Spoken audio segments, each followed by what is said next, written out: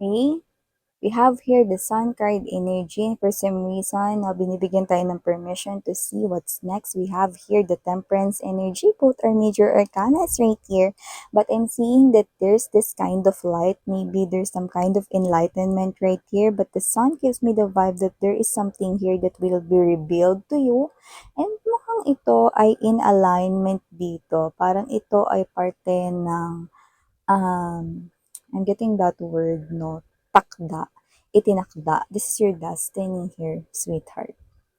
Oh, big word, huh?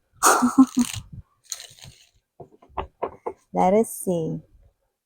Ano bang itinadhana rito for you guys? Are we talking about here the love of your life? Let's see.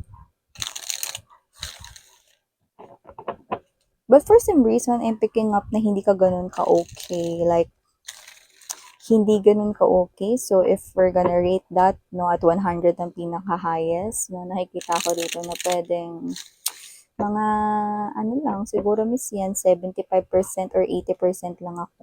Okay. Yan, no. Pero dapat 100%, diba? So, nasaan yung natitirang ibang porsyento? So, let us see. Ayan na, hindi tayo solve na mathematics dito. Okay, get 1/4 sheet of pad paper. Ano, may pa-quiz pala.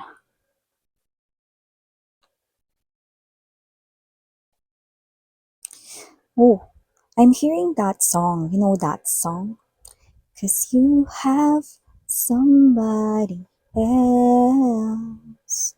And this feeling I keep to myself. Yeah. What's the title? Okay. So it gives me the vibe, no? Kasi the Five of Cups energy in the Page of Swords right here, no, is the energy right here of someone here na just can't help, no, na tumingin na lang, no? And there's this sadness right here, no? So it looks like someone here is on standby.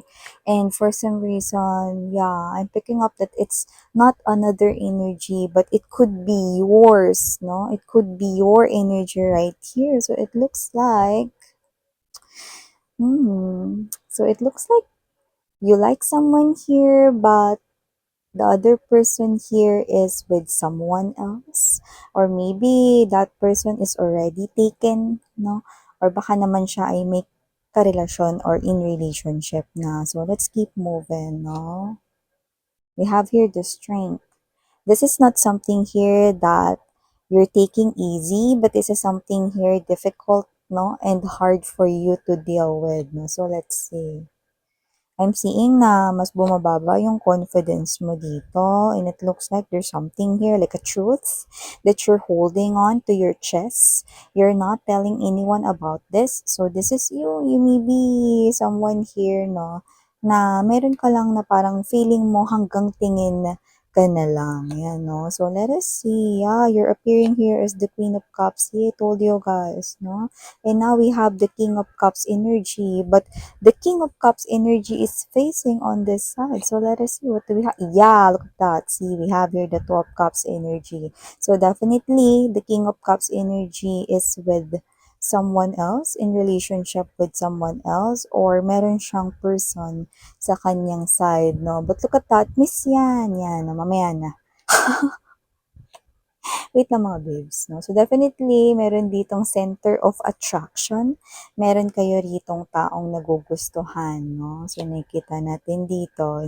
And we have here the Nine of Swords energy, Four of Swords. You're wondering why. Yan, no? Mamaya sabihin ko sa inyo. But look at that! We have here the Moon card energy. For some reason, I feel so excited, no? So that is at the bottom of the deck. Oh, so you know what? I'm getting that word portal. So there could be something here magical, no, that's waiting for this not to happen. And look at that. We have here the Four of Cups, but it's in reverse, you know? Wow, mamaya sabihin ko sa inyo kung anong nakikita ko dyan. So, hi and hello there, collective. My name is Yan. Welcome here sa ating bagong subscribers, kamusta po? Ako po si Yan. Tuloy-tuloy-tuloy po kayo at sa ating mga returning na mga tambayers na 24/7. Nakabang, thank you so much sa inyong walang sawang support and love for me. And kung hindi niyo pa knows mga mahal no, or hindi niyo pa nalalaman, meron po tayong other channel. Link is down below sa ating description box. So, dyan sa ating Dalnim channel, no, meron din tayo na ina-upload na daily collective readings for all signs po iyan, no? Kaya just take only what resonates and reminders na wala po tayong gender, so babae, lalaki, LGBT, everybody welcome, no? You can also switch roles dahil possible talaga yun because it is general reading. And at the end of the day, everybody, you have your free will, like malaya ninyong gamitin, like it's up to you. Kung gusto ninyo i-claim yung mga messages or not. Okay? And timeless din po ang ating mga readings, meaning to say, pwedeng ito ay nangyari na sa iba nangyayari na ngayon at sa iba ay mangyayari pa lamang. So, nakikita natin dito mga babes. Yeah, this is your energy here. Okay? You're sad, this is you, you're feeling this type of energy. Why is this happening to me? Bakit magmamahal ako dun pa talaga sa tao na hindi na available? Ano? So parang this is you, you're not really blaming yourself because syempre, no, hindi naman natin alam kung kailan titibok ang puso, 'di ba? Lalo na kung ito naman ay isang person na deserve rin naman ng pagmamahal, no? And I know you deserve love as well, no? So nakita ko dito that isa lang yung tinitingnan mo, you're holding this big picture of love, chalice of love, no? Kahit sa classic tarot, ang queen ang may pinakamalaking hawak na chalice of love. Eh nakikita ko rito, no, na willing naman kayo to take actions and take responsibility with your emotions and feelings. But however, the person you like, or the person na nagugustuhan nyo, or the person na minamahal nyo na, yun ay nafe-feel natin dito, is in relationship with someone else. No, I'm gonna repeat, this is not your ex, ha? This is the person that you love. This is the person here that you like, pero hindi naging kayo. So, kung sino man tong taong mahal mo, pwedeng nagsimula lang yan sa maliit na crush, and then yun ay lumaki, naging infatuation, and then this is you, no, naging inspiration mo na siya up until hindi mo na namalayan that you've already fallen in love with this individual right here, no? Up until maybe you found out this truth that this person here, no, kasi yung iba, pwedeng ito ay brand new energy, no? So you do not really know the full details or the full background of this person here. You just know his or her name and his or her personality and character. So you fell in love with this person right here because this person right here is someone, no, na nakikitaan mo rito ng isa siyang mabuting person, you feel his or her sincerity, with the people around him or her. So definitely, pag mabait yung isang individual, it's not really hard for someone to fall in love, 'di ba? So ganun yung nangyari sa'yo, no? And then there's this truth, no, na posibleng hindi ka nakatulog because of that, no, with the Ace of Swords energy. No, this is something here that you've just recently find out for some of you, no? At yung iba, pwedeng hindi nyo pa to alam, pero the moment na malaman nyo ito, no, possible na ito yung ika-lungkot ninyo, no? Which is yung malaman na your person or yung tao rito, no, na iyong minamahal or gusto rito na maging karelasyon, no, ay meron na palang person sa kanyang side. No, see, that's why the King of Cups is present dito. At siya ay facing on this side because he or she is loving someone. Yan, no? And if matagal na kayo sa channel ko, no, anong sinasabi ko about the King of Cups energy? This is not someone who is a player. This is not someone here who flirts with just anybody. Hindi. The King of Cups energy is maybe someone, no, who do not wear his or her heart sa kanyang sleeves. Pero siya yung klase ng energy na stick to one. Okay? Pero miss yan. Ako ang Queen of Cups, no? At siya ang King of Cups. Kami ang King and Queen of Hearts. Yan, no? Mga babes, this is your reading right here. This is the Queen of Cups energy. okay, ikaw yon, no? And you want to offer here your big chalice of love to this king, no? Na nakikita mo bilang soulmate mo right here, no? Pero yeah, there's this kind of intuition thing. There's this type of soul connection thing. That's why kayo yung lumalabas na divine counterparts. And I'm gonna tell you, why is that, no? So there's deeper meaning, no? Kung bakit hindi pa kayo magkasama ngayon, no?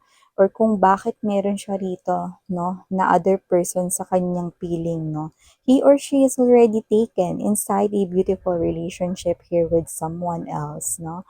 Meron siyang person on his or her side, no? Na pwedeng mas nauna niyang makilala siyo. So, this guy right here, you love this woman or lady right here that you love, LGBTQs, of course, welcome din kayo mga sweethearts, no, is in love with someone else and is faithful doon sa tao ngayon, you know? And that's why this is what makes you feel bothered because you know that you are not someone here na mang-aagaw and you are not someone here who begs for someone's love, no? So, nakita ko rito that this is you, you're trying to, release right here any feelings and emotions. You're trying to forget about this person right here, but you're wondering, Nine of Swords energy, Four of Swords right here, bakit hindi ko magawa na makamove on sa kanya kahit na ilang centimeter lang or kahit na ilang inches lang. See? You know that little differences, others could be millimeters right here. We're not talking about math or what, no? But I'm talking about how small, no, ang iyo rito na progress. Halos wala, no? And this is you feel anxious about this, no? Bakit hindi ko magawang makalimutan itong tao na to? Ayoko makasira sa relasyon niya with other people. Hindi ako ganong klase ng tao. Yes, you are, babe, no? Hindi ka ganong klase ng tao. And I know that you are a good person right here, no? So this is you. You're trying to be contented right here, no? Na makita lang siya ito with the Page of Swords energy. You're trying to be, satisfied, no, na gawin na lang siya inspiration at gawin na lang siyang crush right here even though you feel this sadness over here, no. But this is you, okay? Hindi mo talaga magawa. Like, how? Diba? Parang you're trying your very best, no? You're asking other people how to forget someone here, no? And you're also trying to search it on Google, might be, because you're trying to search any possible thing. Okay? So, parang kahit saan mo yan makuha, no? Through your friends, through your family members, through your cousins right here, and even on the internet, online, no? You're definitely doing that, but how? How come, no? Hindi mo siya magawang makalimutan dito, no? Hindi mo magawang makalma rito yung sarili mo na parang, you're talking to yourself, no, with this Four of Coins energy, you're talking to yourself na collective, huminahon ka, yan, no, kinakausap mo yung sarili mo na huminahon ka. Itong tao na to na minamahal mo ay hindi na siya pwede dahil meron siyang kairelasyon na iba. You know? So, kalimutan mo na siya. No? So, this is you're trying to talk to yourself and you're trying to do ways right here to forget this person over here. And this is you na ginagawa mo rito ang lahat ng mga kaya mo na just to erase these feelings. But you just can't do anything about this, no, even though you've tried a lot, even though you've tried so hard. That's why minention ko sa inyo dito with the strength card energy that this is something here that's difficult, that's hard for you to deal with, no. Kasi ito na yung sagot na hinihintay ninyo, no. There's something deeper right here. That's why, kaya hindi mo makalimut-limutan tong person na to and you cannot even move even a millimeter away from this person right here, even though lahat-lahat na ginagawa mo, because you are right here. Queen and King of Hearts energy, mga babes, may chance pa kayo. May chance pa kayo. May chance pa kayong dalawa dito. So, yeah, miss yan. Hindi naman siguro ako mga agaw. Yeah, you're not that kind of person, mga babes, no? Everything right here will be naturally orchestrated. So, si universe na ang gagawa ng paraan, no? At hindi ikaw yung magiging dahilan ng kanilang paghihiwalay because your love story will begin, no? After nila dito na mag-separate talaga, no? Ng maayos. So, definitely, this is what you do not see coming. The moon card energy, ace of cups. This is the portal. I'm seeing the portal being open right here. The door, the love portal right here. You are about to enter that. No, we're in the four of cups is in reverse position. I'm seeing you that this is something here that you need to accept. The reason why you cannot forget about this person right here, it is because siya ang iyong person, no? Nandun pa lang kasi sa timing kung saan hindi pa ito ang tamang panahon para kayo ay magkasama, no? But the love portal will soon reveal itself to you. You are the only one who will see that. Okay? At makikita mo yan kapag ito dumating ng isang balita with the Ace of Swords energy, no? Na magugulat ka that the person you used to love without doing anything para makasira ang kanilang relationship is now free from any relationship, is now available for you, no? So, nakikita natin dito, this person is yours, no? For the taking. Kaya naman, ano pang hinihintay ninyo, no? May chance pala kayong dalawa dahil ang taong ito na hindi mo rito magawang move on dito at marami kang gustong sabihin sa kanya na hindi mo nasabi. You can now finally tell this person right here. The love portal for some reason, I'm picking up number 25. So, it could happen right here exactly, okay? Sa 25th day, whatever month that is, okay? Or this year, 2025. So, tell me, what's going on right here, sweetheart? This is something here that's for you. May chance pala kayong dalawa, no? So, taray, wag yan. Sa dulo, ikaw pa rin pala ang magwawagi. So, yan, ito ang mga mensahe right here for you guys. Again, I'm Rihanna on me. Sarang hiya, love in life.